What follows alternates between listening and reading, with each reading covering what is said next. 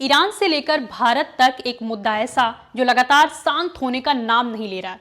Middle east में बढ़ते तनाव और ईरान से जुड़ी बड़ी घटना के बाद इसकी गूंज अब भारत तक सुनाई दे रही है। हालात ऐसे बन गए हैं कि कई जगहों पर लोग सड़कों पर उतरकर अपनी प्रतिक्रियाएं दे रहे हैं। खास तौर पर सिया समुदाय के बीच गहरा दुख और आक्रोश देखने को मिल रहा है। दरअसल हाल ही में ईरान के supreme leader ayatollah Ali Khamenei को लेकर बड़ी खबर सामने आई थी, जिसके बाद कई देशों में चर्चा तेज हो गई और भारत में भी कुछ जगहों पर मातम और प्रदर्शन की खबरें सामने आने लगी। इसी बीच उत्तर प्रदेश की राजनीति में भी इस मुद्दे को लेकर बयानबाजी तेज हो गई।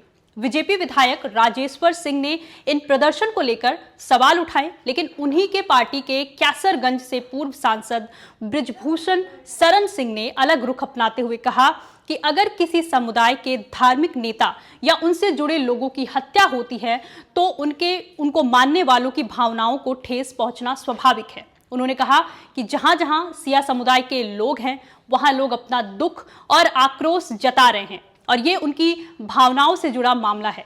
बृजभूषण शरण सिंह ने यह भी कहा कि मौजूदा हालत पूरी दुनिया के लिए चिंता की बात है, क्योंकि युद्ध किसी के लिए भी अच्छा नहीं होता। उनके मुताबिक आज कई देश इस टकराव की स्थिति में उलझते दिख रहे हैं। हमले हो रहे हैं, हत्याओं की खबरें सामने आ रही हैं और इससे पूरी दुनिया में बेचैनी बढ़ रही है। उन्होंने साफ कहा कि भारत समेत पूरी दुनिया यही चाहती है कि हिंसा बंद हो और बातचीत के जरिए कोई रास्ता निकले, क्योंकि लगातार बढ़ता तनाव सिर्फ नुकसान ही पहुंचाता है।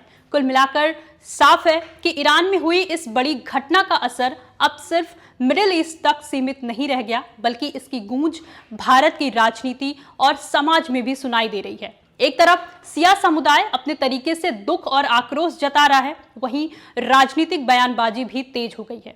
लेकिन इन सब के बीच सबसे बड़ी बात यही है कि बढ़ता तनाव किसी के लिए भी अच्छा नहीं होता। ऐसे में नजर इस पर टिकी है कि हालात कैसे शांत होते हैं और क्या आने वाले समय में बातचीत के जरिए कोई ऐसा रास्ता निकल पाएगा जिससे तनाव कम हो और स्थिति सामान्य हो सके। आप देखते रहिए नारी टीवी यूपी। नमस्कार।